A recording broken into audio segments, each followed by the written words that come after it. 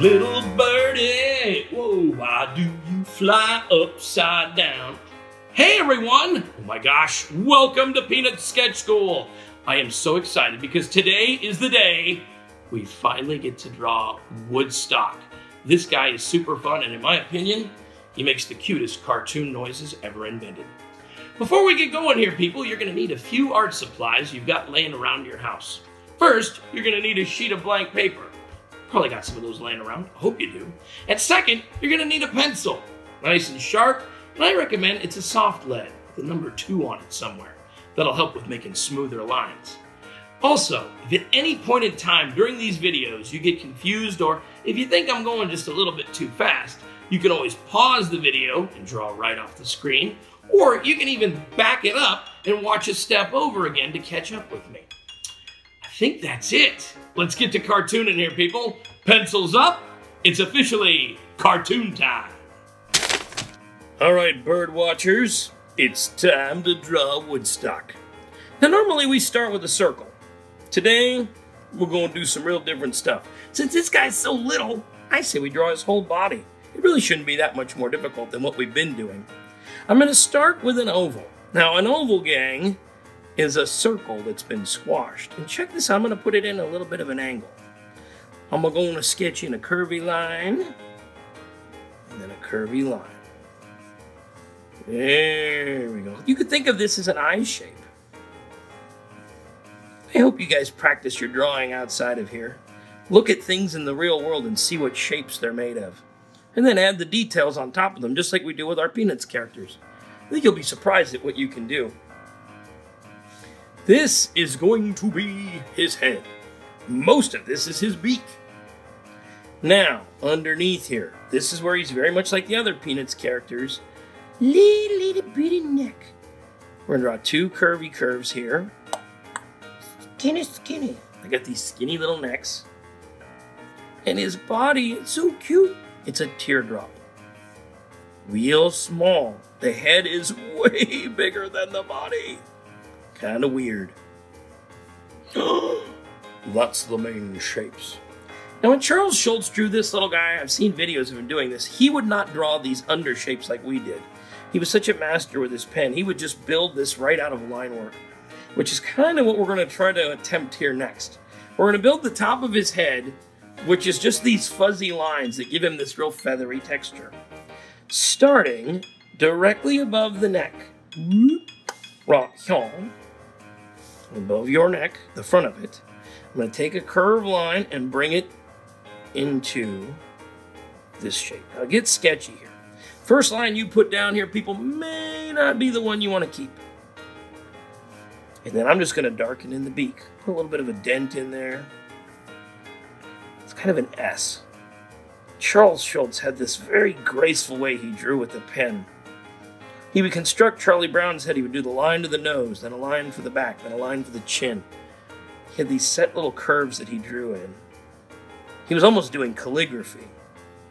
And you just close off the bottom here. If you get a chance to check out some videos of Charles Schulz drawing, I highly recommend it. He's a master and a continued inspiration in my life. I love his work so much. Alright, so we got the fuzzy fuzz on the top here. Now for the back. We're going to start just behind here with another hair.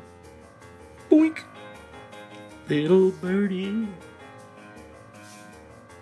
And then starting here, this is where we show the head's curving back. There's a letter V shape he always draws here. Doink. Doink. See, we're starting to curve that way. They're curving in. Now these lines are going to curve down. And there's 3 of them in between the V and the neck. And they just get a little bit shorter as they go 1, 2, 3. Oh, that's what I'm talking about. Now, we're going to draw him flying. You could draw him standing if you want. I'm going to bend his legs here. But if you wanted him standing, just draw the legs straight. I'm going to kick him back a little bit. Starting inside the body, I'm just going to pull these curves off of here. And these come from right inside the body. That's a tube like a macaroni. That's his leg. That's all it is. Now the back of the birdie foot is a little bump. It's just the letter C. C curves, S curves, and straight lines. You draw those, kids, you can draw any characters. You really can. Then just bring a line out here. Woo. I'm gonna give him 2 birdie toes. And you can make the birdie toes skinny. You can make them thin. Make them long enough so that he'll stand up. If these get too short, he'll look like he'll tip over. It has to look like he'll stand up. And I'm gonna cheat here, and I'm just gonna draw 1 more birdie toe. I'll kind of show that other foot he's behind that. Charles Schulz would kind of do this a lot without showing what was on the other side. We'll do the same here with his wings. The wings, starting right at the collar, this is a little petal shape. It's a curved line meeting a curved line. His bird wings are so tiny. It doesn't look like he would fly at all. Remember how I drew the toe behind those 2 toes? Well, look at this, a little curve look like that other wing's behind that one. Cheating a little bit. Not drawing the whole thing.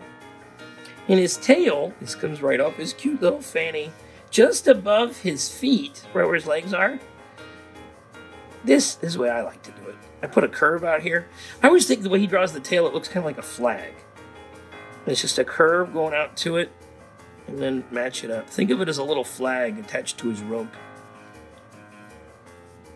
A lot of times in the cartoons, the animated specials, he would stand underneath the tree that he was going up into, or the doghouse, and he would push an imaginary button and just, they would lift him up like it was an imaginary elevator.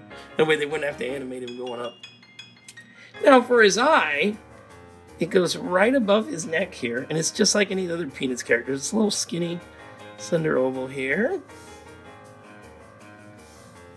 And just like our friend Snoopy, his mouth comes right off of the bottom. Big smile. And another little, this is a comic trope. A trope is something that is done frequently enough that it becomes part of something, like a comic trope. For example, here, to show where he's been flying or to indicate that he's flying, I'm just going to add these little dashes. Let's go for a loop. See? We're not drawing him flying, but that implies to your viewer or your reader that, woo, he flew through your frame. Hey, wait a minute! We just drew Woodstock without any birdseed. Last thing you gotta do here, cartoon fans, sign your artwork. You just drew Woodstock. Man, that was fun. I hope nobody out there is allergic to feathers. I gotta say, I love seeing Woodstock, but I really love seeing him next to Snoopy. The 2 of these characters, graphically, in my opinion, are the ultimate cartoon duo. I have had so much fun drawing with you guys. I hope you've enjoyed sketching with us. Continue to practice, make up your own characters, and above all else, stay sketchy.